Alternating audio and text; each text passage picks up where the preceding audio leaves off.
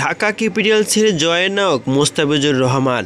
আর জয়ের নায়ক মোস্তাফিজুর রহমান ঢাকাকে জিতিয়ে এদিন এক বিশাল মাইলফলক স্পর্শ করেন।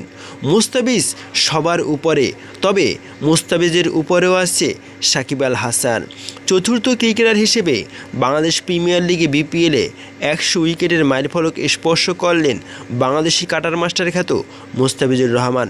সাকিব আল হাসান, তাসকিন আহমেদ ও রুবেল হোসেনের পর চতুর্থ ক্রিকেটার হিসেবে এমন কীর্তি করলেন টাইগার এই পেসার। আজ চট্টগ্রামে সিলেট স্ট্রাইকার্সের মুখোমুখি হয় ঢাকা ক্যাপিটালস। এই দিনে 99 উইকেট নিয়ে মাঠে নেমেছিলেন ঢাকার পেসার মোস্তাফিজুর রহমান। সিলেটের জাকির হাসানকে ফিরিয়ে 100 উইকেটের মাইলফলক স্পর্শ করেন তিনি। 113 ম্যাচে 149 উইকেট নিয়ে সবার উপরে আছেন সাকিব। এছাড়াও 86 ম্যাচে 120 উইকেট নিয়ে সর্বোচ্চ উইকেট সংগ্রাহকদের তালিকায় 2 আছেন তাসকিন আহমেদ, আর 3 আছেন রুবেল হোসেন। 89 ম্যাচে তার উইকেট সংখ্যা 110টি। তবে 100 উইকেটের ক্লাবে নাম লেখাতে মুস্তাফিজ খেলেছেন 79টি ম্যাচ। এছাড়াও এই তালিকায় পাশে আছেন মাশরাফি বিন মুর্তজা, তার উইকেট সংখ্যা 98টি। তবে দৃষ্টিনন্দনভাবে মাশরাফির সিলেট স্ট্রাইকার্স কি এদিন বেছে নিল রেকর্ড গড়ার জন্য মোস্তাফিজুর রহমান, আর রেকর্ডটিও গড়ে ফেললেন জাকির হাসানকে আউট করে। ক্রিকেটারদের উইকেট সংখ্যা: সাকিব আল হাসান 113 উইকেট নিয়েছেন 149টি ম্যাচে।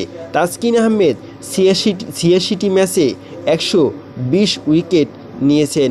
রুবেল হোসেন 89টি ম্যাচে 110 উইকেট নিয়েছেন এবং বাংলাদেশি কাটার মাস্টার মোস্তাফিজুর রহমান 79 ম্যাচে 100টি উইকেট শিকার করেছেন। নিশ্চয়ই মুস্তাফিজুর রহমান সর্বোপরি এবং সর্বসেরা, কারণ মুস্তাফিজের হাতে এখনও অনেক সময় বাকি আছে।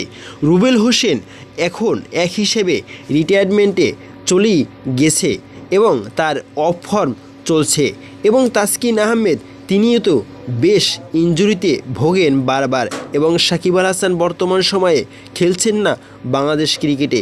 তবে সব কিছু মিলিয়ে মোস্তাফিজুর রহমান যে আরও সামনের দিকে এগিয়ে যাবেন সেটাই এখন দেখার বিষয়। আর মোস্তাফিজের এই 100 উইকেট শিকার করে আইপিএল ফ্র্যাঞ্চাইজিগুলো জ্বলে মরবে, কারণ মুস্তাফিজকে চাওয়া পাওয়া ছিল তাদের একমাত্র কামনা, কিন্তু সেই মুস্তাফিজকে তারা অবহেলা করেছে এবং পুরো বাংলাদেশের খেলোয়াড়দেরকেও তারা অবহেলা করেছে। আর বাংলাদেশের কোনো খেলোয়াড়কে তারা কোনো ফ্র্যাঞ্চাইজি এখন পর্যন্ত কেনেনি, আর এটি তাদের সবচেয়ে বড় ব্যর্থতা। আর একের পর এক উইকেট শিকার করে চলেছে তাসকিন আহমেদ, হাসান মাহমুদ এবং রিশাদ হোসেন ও মোস্তাফিজুর রহমান।